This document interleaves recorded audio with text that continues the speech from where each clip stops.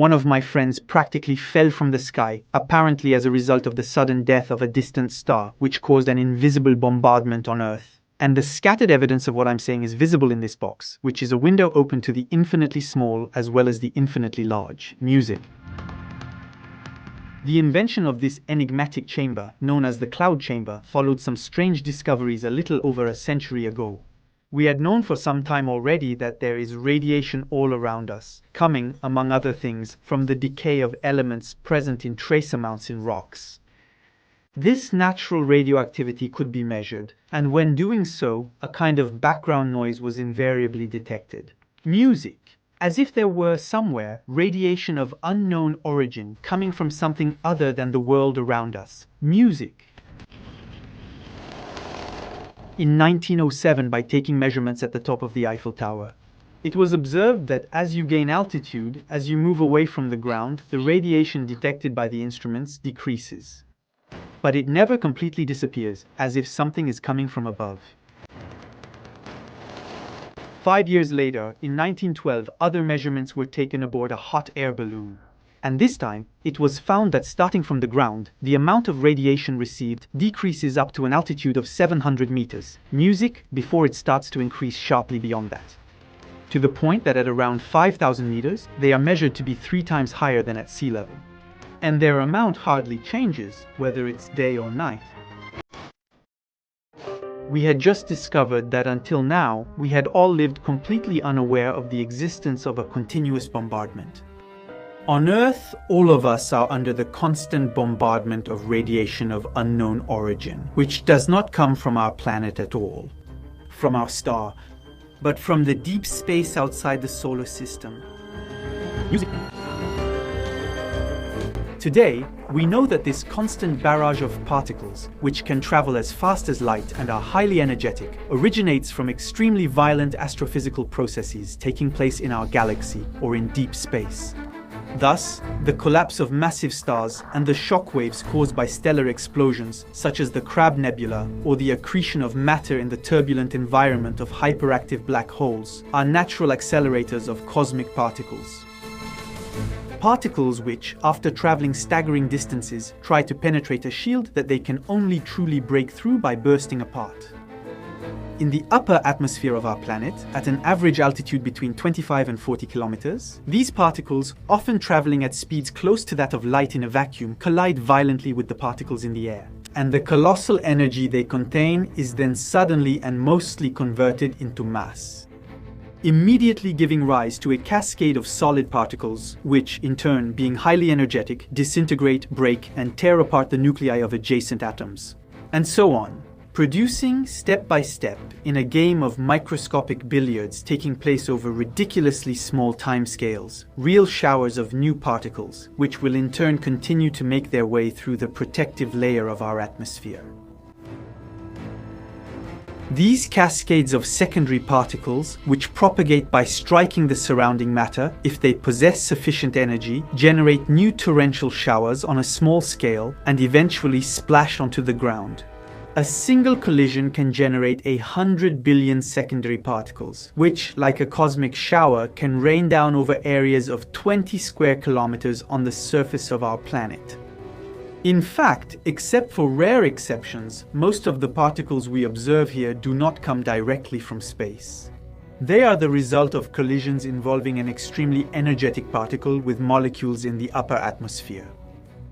If you want to try to imagine the quantity of these primary particles, just know that on average, for the least energetic ones, there is one collision happening every second on every square meter of the upper atmosphere.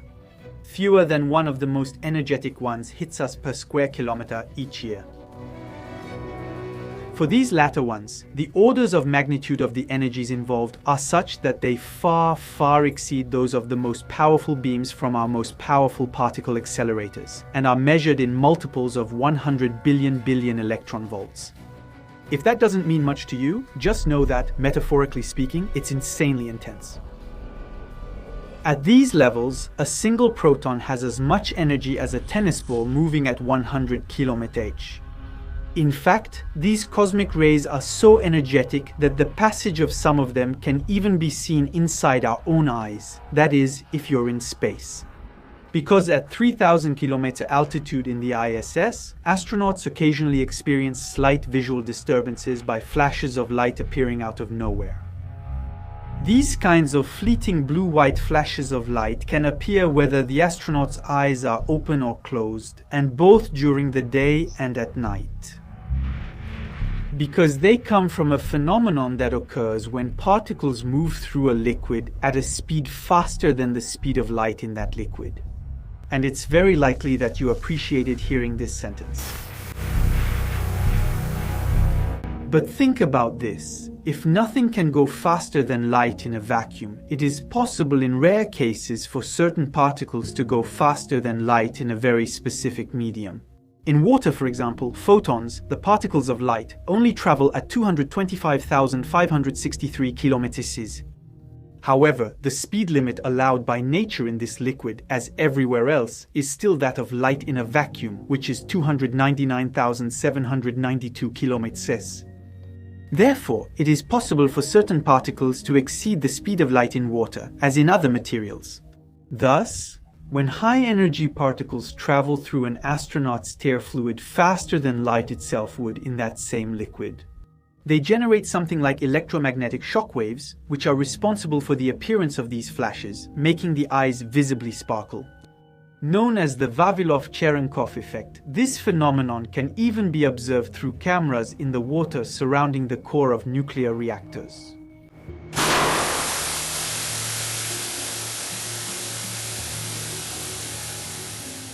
And while none of this was known in 1912, the physicist Charles Wilson developed a machine, the cloud chamber, which indirectly made it possible to reveal these passing high-energy particles. Because this invention achieves a remarkable feat, making visible what is usually completely invisible. Inside a box filled with a strangely swirling alcohol mist, there is a very cold plate that produces a layer of supersaturated and unstable vapor, made up of thousands of tiny dew droplets, just waiting to condense and return to a more stable liquid state at the slightest disturbance. And when an extremely fast-charged particle passes through here, it will ionize and strip the outer electron layers from the atoms that make up the alcohol molecules it encounters along its path. And under these saturated conditions, these atoms that have lost some of their electrons act as condensation nuclei. Like temporary impurities, they momentarily become clusters around which thousands of microscopic droplets gather, which, once condensed, slowly fall, forming trails of mist, similar to the trails left at high altitude by passing airplanes. And the craziest thing about all this is that the streak that appears in the wake of these particles also reveals their nature to us. Because the fleeting signatures, the condensation trails left in the alcohol vapors, which signal the brief presence of these tiny things, vary greatly depending on the charge, mass, and speed of the particles involved. Thus, this window opened onto a new world has given us an incredible hunting ground to catch many unknown particles in the act of existing. You have before you the very first photograph, the very first portrait of an antiparticle, a positron. Immortalized for the first time in 1931 with the help of this ingenious device, which, in the process, also made it possible to discover the muon, the pion, and even the kaon. In short, to observe the world of the infinitely small with our own eyes, and to discover there the presence of an exotic bestiary of subatomic particles. Here, in this chamber, it's easy to identify 5 different charged particles. Among these particles that constantly race through the mist, some barely exceed a top speed of 15,000 kilometers, while others shoot at around 75,000 kilometers when they enter the supersaturated fluid. These speeds may seem considerable to you, but these are still particles considered slow and heavy, and which, by ionizing more, like snowplows at the end of their run, leave behind short, wide, and dense tracks. Other particles, such as electrons and positrons, are much faster. And even though they sometimes have relativistic speeds, since their rest mass is only this small amount, they quickly lose their energy through Bremsstrahlung radiation. An expression, a magically discovered formula to express the fact that when penetrating the electron clouds surrounding atoms, these particles slow down and lose energy through successive electrostatic collisions to the point of adopting erratic, chaotic zigzag trajectories. Sometimes deflected by the magnetic field, they can also be distinguished by drawing thin, curved trails in the shape of an arc. And I find that completely crazy. I mean, you can see there, with only the slightest delay, the effects of the passage of infinitesimally small particles shooting by at insane speeds. And these tiny bits of matter exist right here, right now, all around us, and more or less the same thing is happening next to this box, above this box, but we don't see it. We don't feel that we are constantly bathed in a stream of high-energy radiation, coming from particles formed in a cascade after a collision in the upper atmosphere, or more simply, from the rocks around us. Obviously, not all the particles here are easily detectable. Moons, for example, are the most numerous and account for more than 75% of the cosmic radiation reaching the ground. To the point that it is estimated that at any given moment, at sea level, about 170 of them strike every second, every square meter. Except that, being 207 times heavier than an electron and extremely fast, they interact very little with matter, and therefore leave an extremely faint trace, to the point where, statistically, you have to wait nearly a quarter of an hour before seeing one appear in the chamber. And after traveling through kilometers of air, glass, and then stone, once they reach the ground, these particles continue on their way, almost as if nothing happened, to the point of being able to continue their wild journey through rock for several hundred meters before finally being stopped. And it's actually better that they interact very little with matter, because every second, about 10 of them pass through the volume of each of our heads. With this strange aquarium, we can also see high-energy particles that originate from the decay of natural radioactive elements, which are present only in trace amounts, in the walls of the room we're in, but also in the environment around us, as Julian Simon from the Claudilab channel brilliantly shows us. Here, he placed a radioactive ore containing large amounts of uranium and thorium on the glass plate. And around it, a crown is formed by the traces left in the wake of energetic radiation coming from the many radioactive decays happening every second inside this stone. There, the presence of a glass disc containing uranium oxides causes a heavy shower of droplets to condense in the supersaturated mist around it, as well as the formation of many typical trails of high-energy electrons. Here, the spontaneous decay of unstable atoms of americium present in this smoke detector creates fleeting clouds in the cloud chamber. Thus, at sea level, covered by the thick protective layer of our atmosphere, the rays come from the decay of naturally unstable atoms that are found in varying concentrations in the things around us, account for the vast majority of the rays that can be observed in this chamber. But at 8,000 meters above the ground, the dose of natural radiation received, which now comes only from above, is nearly 100 times higher than at sea level, to the point where it can no longer be considered negligible.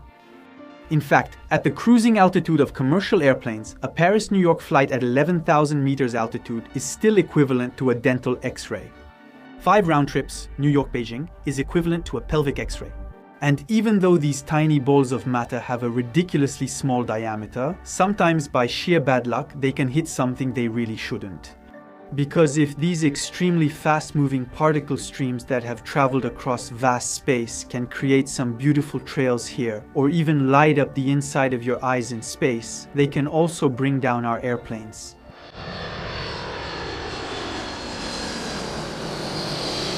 And now, finally, we're getting back on track. You see the reason for the introduction. It's October 7, 2008. After flying for just over 3 hours, an Airbus A330 traveling from Singapore to Perth with my friend Rose and her partner Pep on board suddenly stalls and starts plunging through the sky for 23 long and terrifying seconds. On board, passengers without seatbelts were thrown to the ceiling. In total, a third of the passengers will be injured. This is followed by an emergency landing and, above all, a thorough investigation to determine the reasons for this unexplained stall. Why did the autopilot program give the order to pitch the nose forward? Every aspect of the onboard software is thoroughly examined, but no trace of a bug is found. The equipment itself is in perfect working order. And it's only after all plausible explanations have been ruled out that we arrive at the one and only possible conclusion. A particle can be produced millions, even billions of light years away from us. A after traveling through the vastness of space and crashing into the upper atmosphere, giving birth to a shower of secondary particles. And one of those particles, shooting toward the ground, passed precisely where it shouldn't have, corrupting a piece of data in the integrated circuit hosting the 32-bit program, giving the onboard computer crucial information such as speed, angle of attack, or even the aircraft's altitude. By flipping exactly one bit of information, telling the computer what the incoming data actually corresponds to, this particle created confusion between the altitude value and the angle of attack value. And it misled the autopilot, which suddenly decided to pitch the plane down to correct what it thought was a stall. This threw the passengers and crew against the ceiling and later left the technicians trying to understand what had happened in utter confusion. And that's how the path of a single cosmic ray likely disrupted a tiny transistor. And in doing so, it dramatically altered the lives of my friends, as well as those of the other 313 passengers. Nothing new under the distant stars. Back in the 1990s, studies conducted by IBM showed that, on average, every month, one error per 256 megabytes of RAM is caused by a cosmic ray passing through integrated circuits. Today, we know how to protect the onboard computer from these energetic particles. And that doesn't mean wrapping the computer hardware in a concrete shield more than 3 meters thick, which is honestly not practical when you're flying, but simply using 3 or 4 copies of the same process, all running the same software simultaneously. So, if one of them makes a mistake after being hit by a microscopic and invisible cosmic ray, you just stick to the information sent by those that agree with each other. In fact, this is the technique we've been using in space for a long time. That's reassuring.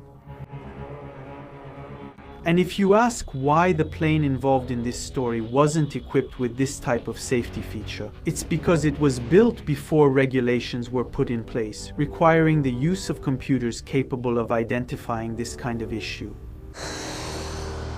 Outside of aviation, there are examples of computer malfunctions without any trace of software bugs or hardware failures.